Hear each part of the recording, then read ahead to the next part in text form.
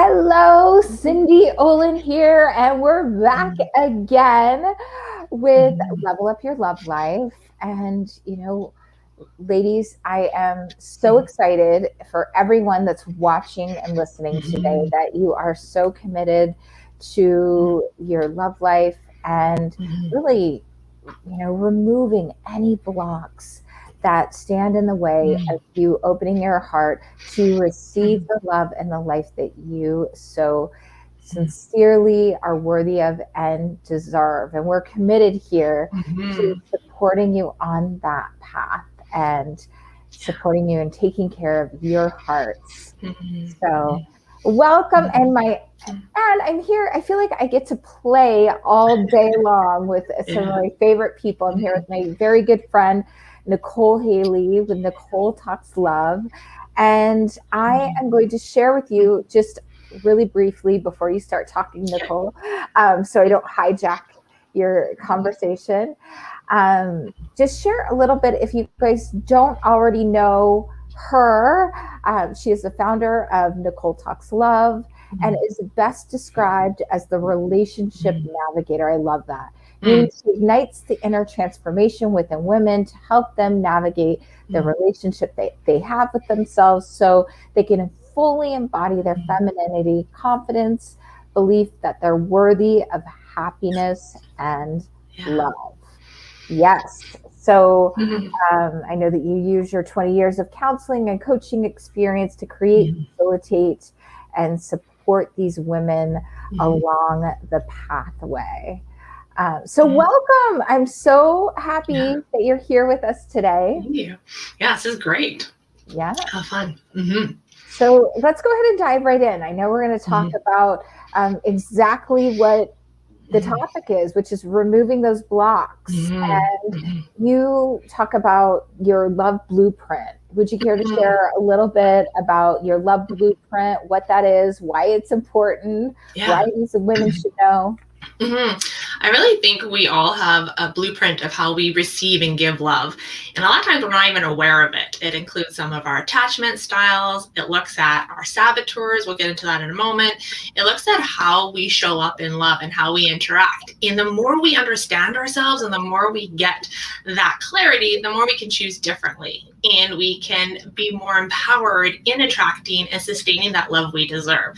I think sometimes when we go with our love life, we kind of just assume it'll just happen. And we're so disappointed when it doesn't and it feels so personal. And I think it's because we don't necessarily have those tools and the skills and the insight to make it just happen in the way we want it to. That's really fulfilling and loving and sustainable. So it's really helping give women these insights. Okay, that makes sense. And oops. I lost my stream for a second. There you So go. how, and then from that, like, how do we get off that emotional roller coaster that, oftentimes women experience in dating or in relationship that tends to hijack them? Yeah. So like I was saying, there's these saboteurs and I call them your love saboteurs. There's 10 of them and we all have 3 top ones. And we definitely have the main one, which is the judge, that inner critical voice that constantly makes us feel not good enough. And so when we get an emotional trigger, we tend to go into that not feeling good enough. But there's a few more other ones that are there. There's 9 other saboteurs that can really hijack us. And I'll list them out so that you can kind of get a sense of what they are. There's like the controller, the avoider, the people pleaser, the hyperachiever, the hypervigilant, restless, there's the stickler, there is the victim, and then there's also the hyper rational. And so what happens is we will have this emotional trigger, and those are normal. Like, we can get hijacked, right? Maybe a guy doesn't call us right away, or maybe we are thinking this is never going to happen for us. We see our girlfriend and they just got engaged or got pregnant or got asked to be exclusive. And so there's that feeling of, this is never going to happen for me. So the emotional trigger can be anything. But what happens is what we do with that trigger. And usually our saboteurs and that critical inner voice starts to hijack us, and it starts making these stories feel really real, and they start to make us feel like it's not going to happen, or the thing we want isn't in reach, or why. And we kind of go into this deeper feeling of confusion and disappointment. And those can start to become our blocks, because then we can't get past that and actually have what we want, because we kind of get stuck in this story. And so part of it is helping to identify which saboteur just hijacked you. And you'll have your top three. So for myself, I have the avoider and the pleaser. And so how that'll hijack me is if, say, for example, I'm in a situation with a guy and I'm dating, and it's maybe having like a difficult conversation. Maybe he said something that hurt my feelings. Maybe he's done something I didn't really want to do that weekend. But instead of saying something, I'll avoid it, because I don't want to rock the boat. I want to make sure that he thinks I'm this great, easygoing girl, that I'm cool, right? Like it doesn't bother me. So that avoider in me will avoid these situations that I probably need to bring up and actually have a conversation and express myself. But that hijack, right? I'll get triggered, but my way of handling it will be pull away, avoid. Another one is the pleaser in me. So I remember when I was dating this guy, we were 3 months in, and I was doing his laundry. I remember going to his house and I was like, oh, I'm gonna be this amazing girl and he's gonna think how great I am because I just did his laundry. So I'm like people pleasing him. I'm like pleasing him to think this is gonna make him think I'm amazing. No, right? Like that's me being hijacked. So there's different ways this shows up. I have a client and she's like the hyper rational. And so when she started noticing it, she was like, oh my gosh, this is what's showing up in my dates. So she'd go on a date and she would overanalyze everything.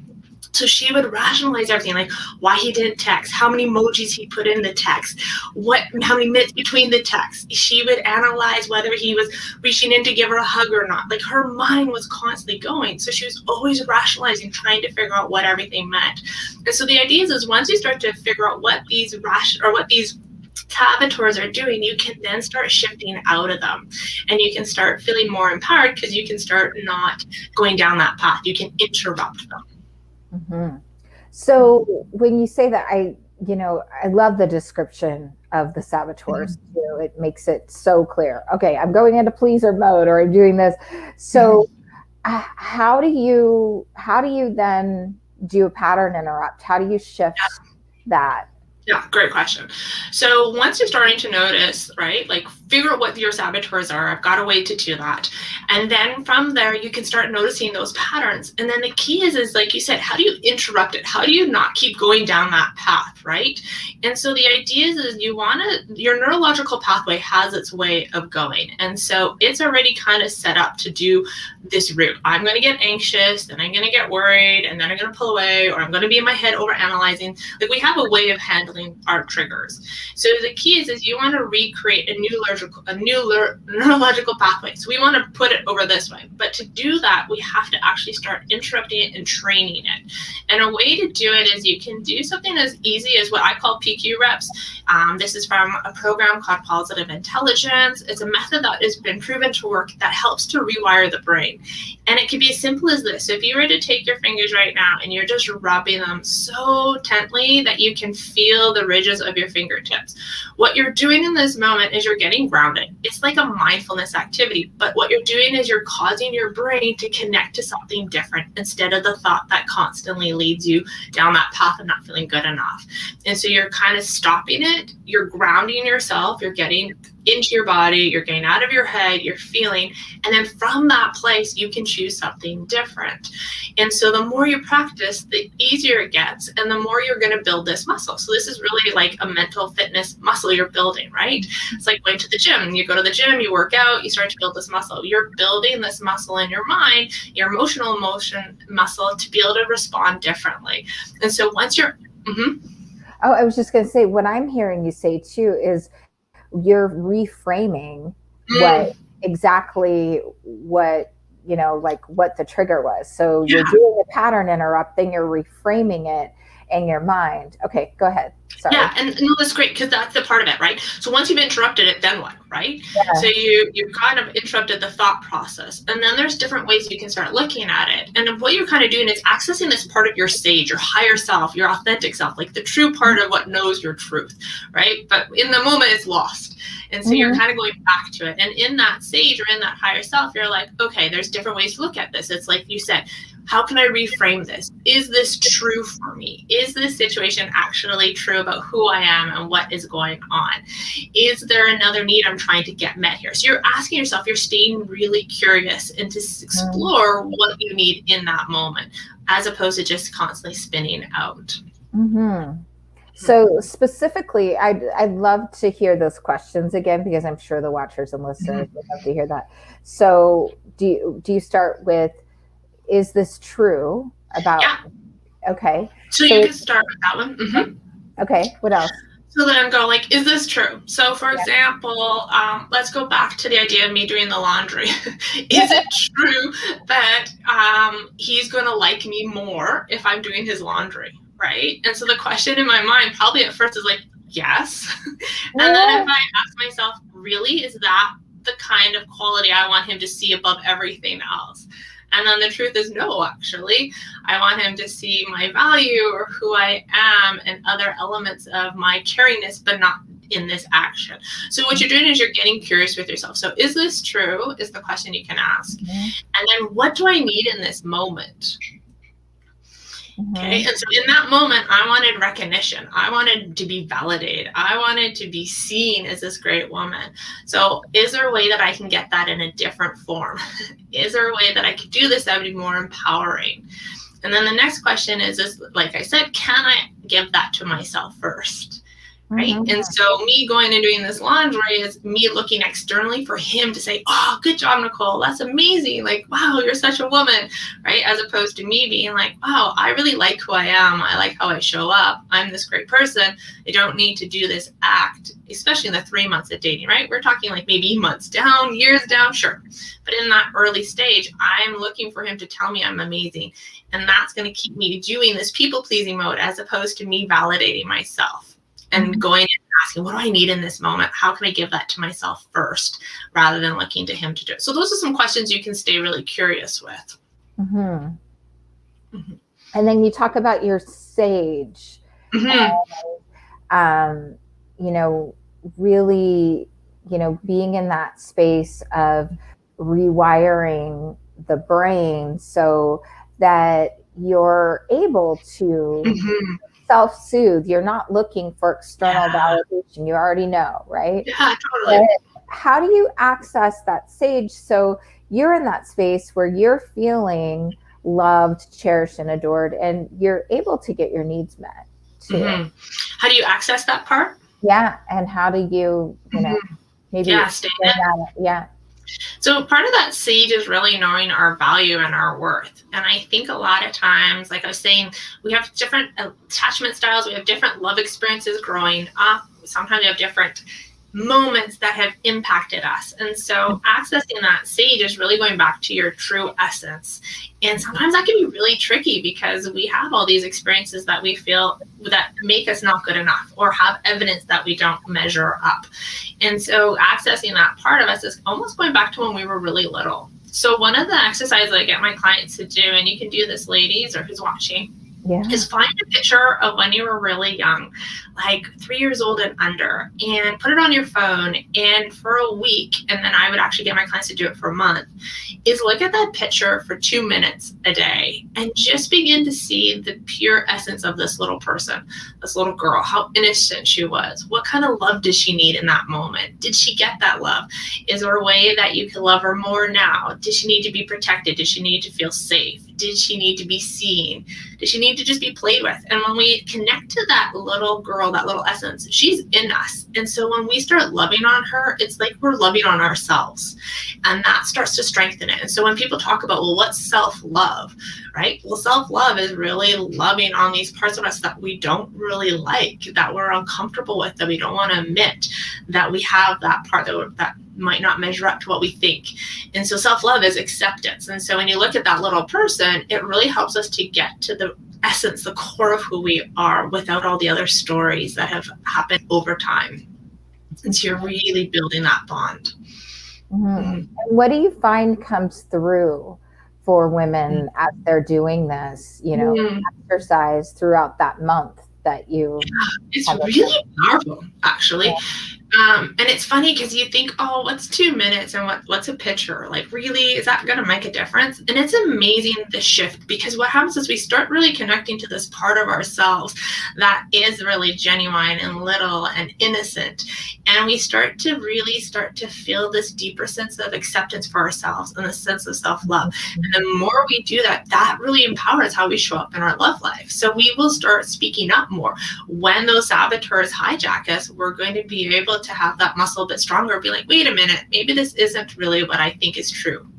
Maybe I can build into something different. So, like, for example, if you were to have like that stickler, right? So on a client of mine, prior doing this work, she was really quite the stickler. She wanted things to go her way, and it had to be a certain way. So right down to, like, she went over to her guy's house and she was like, oh my gosh, he doesn't have candles lit and he doesn't have music playing. And like, she was just thrown off because in her mind, those things need to be in place in order to set the mood, in order to feel good in that date. So she was really like uncomfortable. And so in that moment, because of the work we were doing, she was actually, sounds funny, but she went to the bathroom and she just did some of those like PQ reps and kind of got her grounded and be like, is this really important?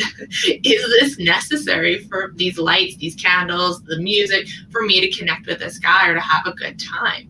Right? And in the past, she would have been put off that night and kind of been judging him the whole night. Like, what kind of guy is he? He's probably not that, doesn't really know how to romance. He's missing the mark. What kind of, like, she'd be in story, right? She would be judging the whole time. She wouldn't even be present and be able to actually enjoy the time that she's with him, because she created this story that's actually a block that's keeping her from experiencing a great connection. And I can think of, so many times where my clients have done that, or even I've done some form of that in the past, which just throws you off the path. And they feel that. Men, oh my God, yes.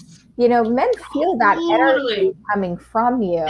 And they don't, they can't always figure out what it is, but they're like, this doesn't feel good. I don't know if I want to keep doing this. Yeah, absolutely. So for her, she went to the bathroom, she got grounded, she did the puke rip, she kind of questioned herself, is this necessary? No, he made this nice meal. Can I find something else to appreciate? Is there something else that I can look for, that I can enjoy? Yes. And so then she came out and she shifted her energy. And so then the night went really well and they've been dating since. But in her past, that would have definitely ended it, because like you said, he would have felt her energy, and her energy would have been like, I'm not sure you're really what I want. Like, it would have been so pushed back. Yeah. So it's so interesting, because as women, we have all these fears about being rejected, or he's not going to like me.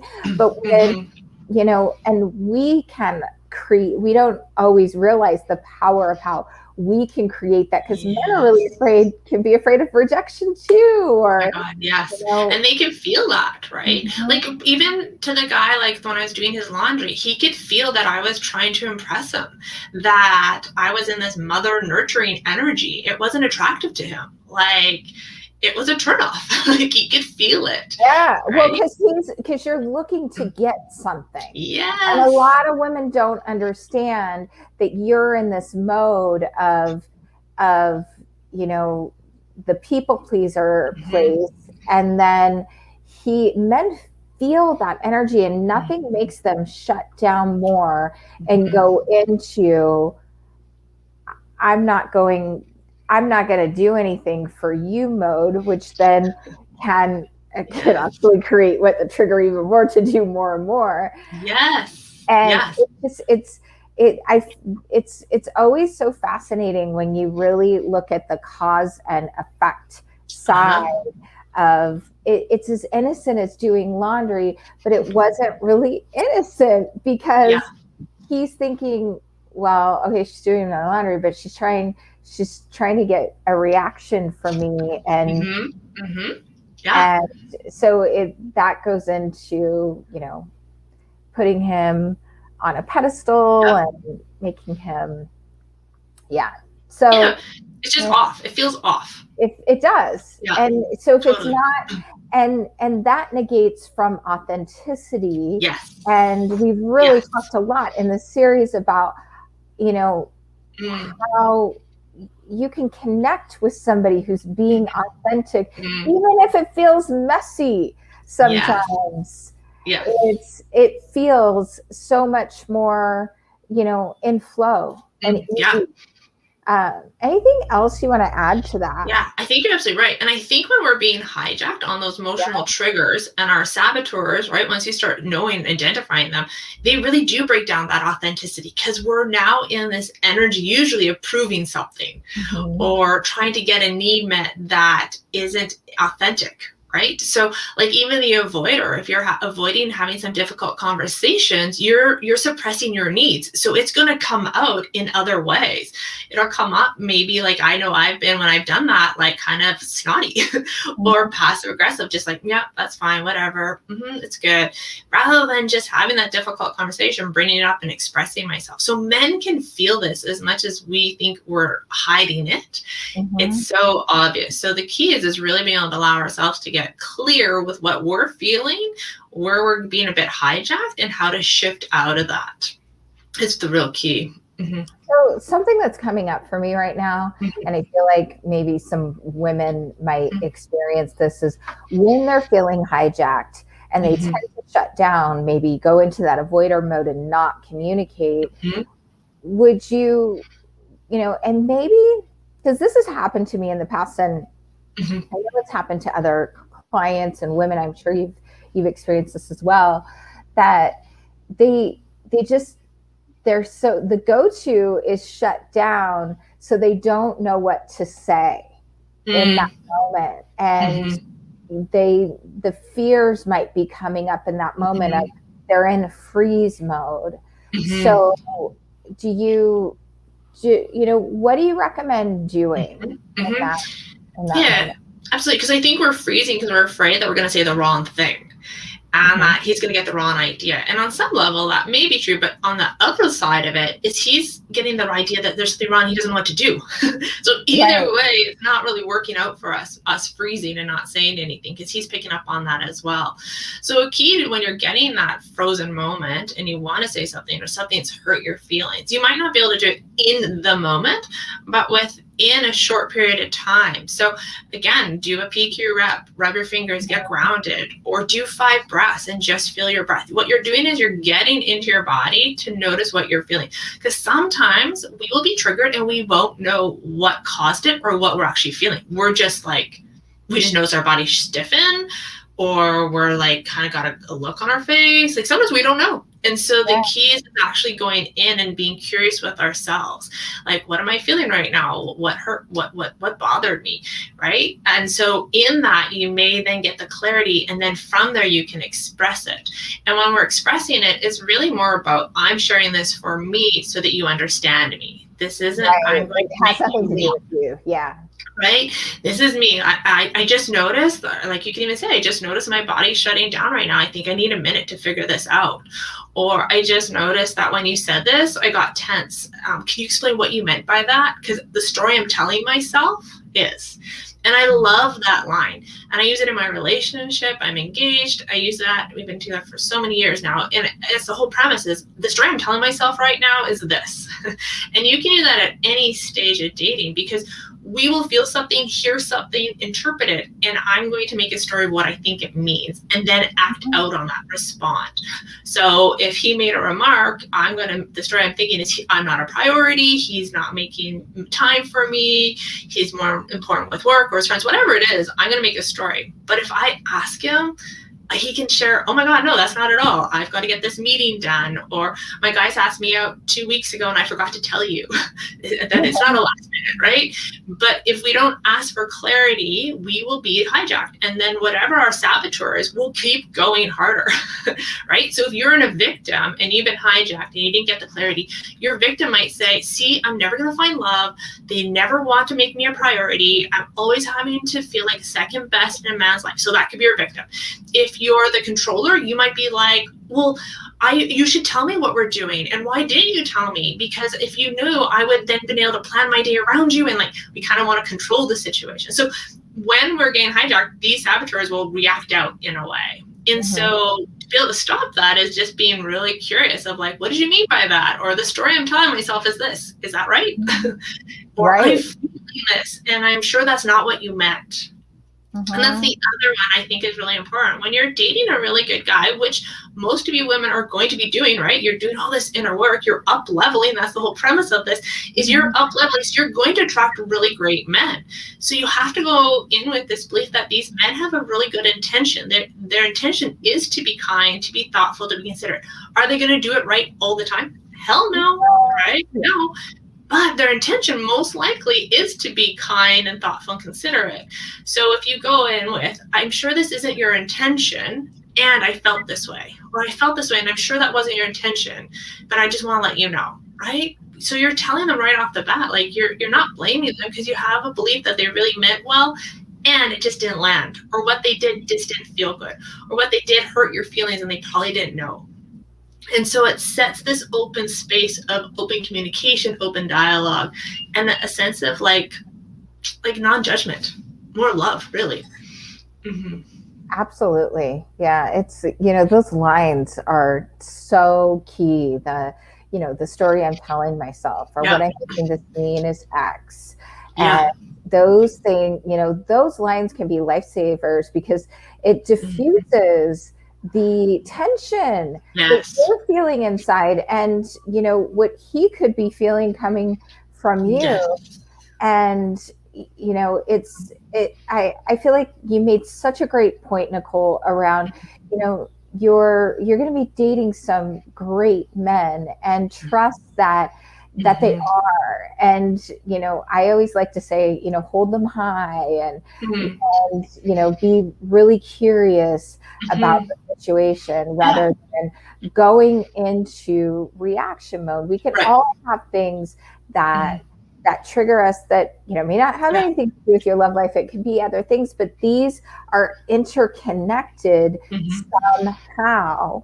So when you can, when you have these tools to be able to ask those questions, then the man in front of you is not going to get on the defense because you're not making him wrong. And we've talked about this so many times. Oh gosh, yeah. If you've seen us together, we've done tons of training together. So we're like having conversations about it. But men are designed to defend their honor. Yeah. So when as you were sharing, it's like when you say like, oh, why did you do this? Or, even a question just like that might feel innocent from you, it can make almost anybody go on the defense. Oh, did you do something wrong? Or, and men, unfortunately, really a lot of women make them wrong because of the way that we oftentimes communicate, which is usually from most women, I'm not saying all, but can come from this critical place, which then he's never going to win with you, and all he wants to do is really win. And I think what you're saying is so key, Cindy. And so I think that pieces is a lot of times we're critical because we've been hurt in the past, or we've had this experience, and we assume, right, that that's what that meant because this is what it meant in the past. And so if you're late, this last guy that was late was like messing around with me. So if you're late, you might be messing around with me too. So I need to make sure I know so I don't get hurt again. As opposed, you might just had a late conversation on the phone on the way there and it's still in his car because he had to end the call with work. Like, we don't know, but we will apply our past experiences. And so the key is when you look at love blocks and really removing them, is letting go of the past experiences so you can come with more of an open heart. And that you can believe that the men you're attracting are really high quality men that want the best for you as well. You may not be compatible, you might not be aligned in your values, but you're attracting really high quality men. You just have this new belief, like, that's what I do. That's who shows up in my life. I've done the work. So it's not that I'm attracting the wrong types of men. I'm attracting really great men and we just might not be a good fit. That's totally different than all these men are great. Everyone online isn't what I want. I'm so disappointed every time I meet. I swipe and it's not what I'm looking for. So that's a different energy. So if you go in with this energy, like, of course I'm going to attract really great men. Of course, because I've done the work. I've shown up this way. I now know what my emotional triggers are. I'm a lot more aware. That's a different energy. And wow, is that powerful? Because you're coming from this deeper belief that it is going to work in your favor. Absolutely. Yes. Yeah. And just when you believe that, of course, the universe is going to look for evidence, is going to continue to show you evidence of what your new belief is. So anyway. Yeah. Thank you. Go ahead. Did you want to add something? No, one of my mantras that I have my women say is, of course. Like, of course it's going to be great for me. Of course it's going to have great love.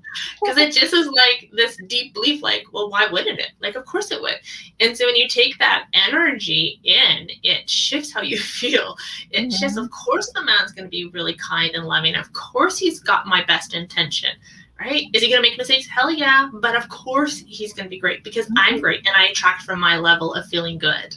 Absolutely. And it's so easy, you guys, to just say those couple of little mantras. I love mantras. I use them in all areas of my life.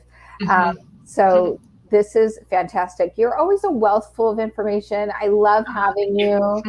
And I know you've got a gift for our watchers and listeners out there. If any of you are watching and you're like, well, what are my saboteurs? Like, some of them Nicole said might be what I am. If you're curious, there's a link. You can take a quiz, and then I go in to explain what they all mean in different scenarios and then what to do, because we kind of tapped into a little bit of the sage, but there's some real key ways of then how do you interrupt when you're being that emotional hijacked and be more in your sage. So definitely check it out if you're curious to know what yours are. Awesome. Well, thank you again so much. There is a link that is connected to the videos here, so you can click on them. We will also be emailing them out, so you cannot miss out on this wonderful insight and information and removing those blocks. So, ladies, thank you for taking the time out for yourself to be here today, to open up your heart, to remove those blocks and receive the love that you're so fully worthy of getting to have. All right. Until next time, we will see you later. Bye.